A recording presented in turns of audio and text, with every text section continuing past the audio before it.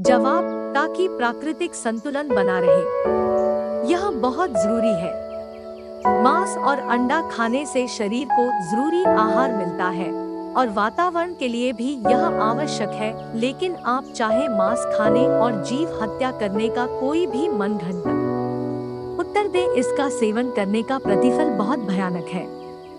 मानव जीवन प्राप्त प्राणी को अन्य जीवों पर दया दृष्टि रखनी चाहिए। मानव आहार जानवर की चीखों, रुदन और बीमारियों से रहित होना चाहिए। मांस खाने वाले पापियों से परमात्मा कोसों दूर है। विश्व भर में भोजन के लिए खाए जाने वाले जानवरों की संख्या और हत्या के आंकड़े अत्यधिक चौंकाने वाले हैं। कुछ विशेष दिनों को छोड़कर मनुष्य अंडे, चिकन, बीफ, मटन, कीमा, सांप, मछली, काकरोच, विभिन्न जाति की मछलियां, मेंढक और कछुआ खाने से भी हिचकिचाते नहीं हैं। घोड़े, ऊंट, तीतर, खरगोश तक खा जाते हैं और भक्ति बंदगी भी करते हैं। ऐसे कुकर्मी पापी से परमात्मा अल्लाह 100 कोस, 1 कोस 3 किलोमीटर का होता है, दूर है। मांस खाते हो, जीव हिंसा करते हो, फिर भक्ति भी करते हो।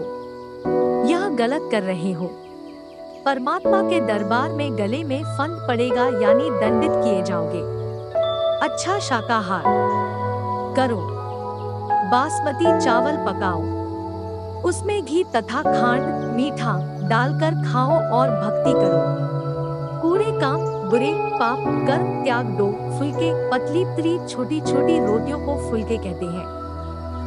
ऐसे फुलके बनाओ। धोई हुई दाल पकाओ, हलवा, रोटी आदि आदि अच्छा निर्दोष भोजन खाओ। हे काजी, सुनो, मांस ना खाओ। परमात्मा की साधना करने के उद्देश्य से रोजे व्रत रखते हो, तस्बीह माला से जाप भी करते हो, फिर खून करते हो, यानी गाय, मुर्गी, मुर्गा, बकरा बकरी मारते हो।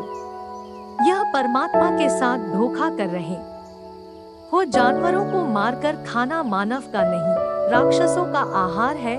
रावण 100 मटका शराब और कई बकरों का मांस खाता था, राक्षस कहलाया। आज के समय में सभी धर्मों के लोग जीव के स्वाद को परमात्मा का आदेश बताकर जीव हत्या करके मांस खाते हैं। अरे मूर्ख प्राणी, क्या कभी तूने राम और कृष्ण को किसी जानवर या मुर्गी की हड्डी चबाते देखा है? तुझे कौन से स्वप्न में गुरु नानक देव जी और मोहम्मद जी मांस खाते दिख गए? मानव, तू तो जानवर से भी नीचे गिर गया। मानव जीवन कर्म बनाने के लिए मिला है।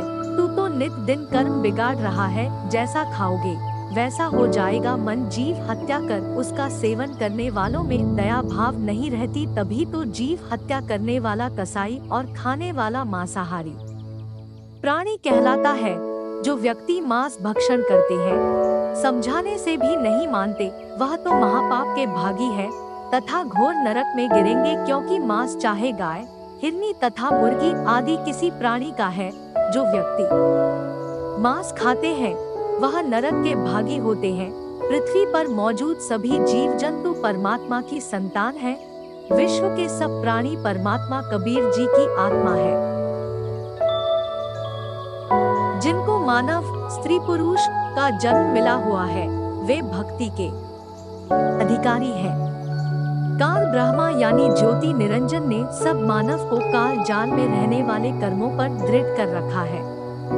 गलत व अधूरा अध्यात्म ज्ञान अपने दूतों, काल ज्ञान संदेशवाहकों द्वारा जनता में प्रचार करवा रखा है। पाप कर्म बढ़े, धर्म के नाम पर ऐसे कर्म प्रारंभ करवा रखे हैं।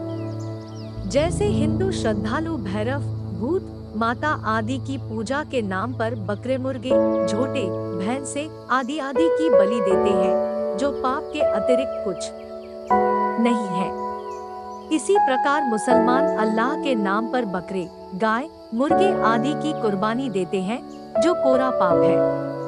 हिंदू तथा मुसलमान, सिख तथा ईसाई व अन्य धर्म व पंथों के व्यक्ति कबीर परमात्मा सत्पुरुष के बच्चे हैं, जो काल द्वारा भ्रमित होकर पाप इकट्ठे कर रहे हैं।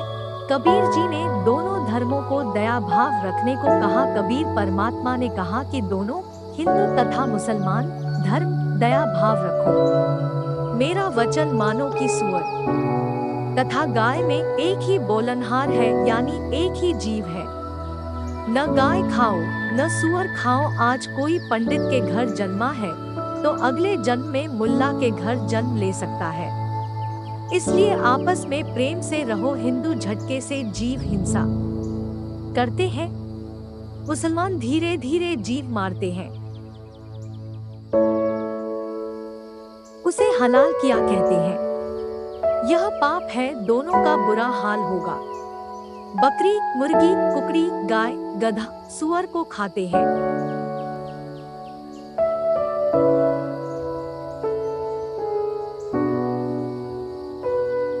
भक्ति की रीस नकल भी करते हैं।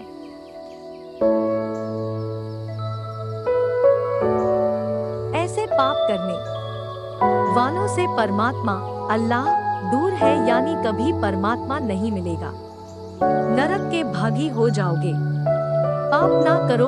विश्व के सब प्राणी परमात्मा कबीर जी की आत्मा है।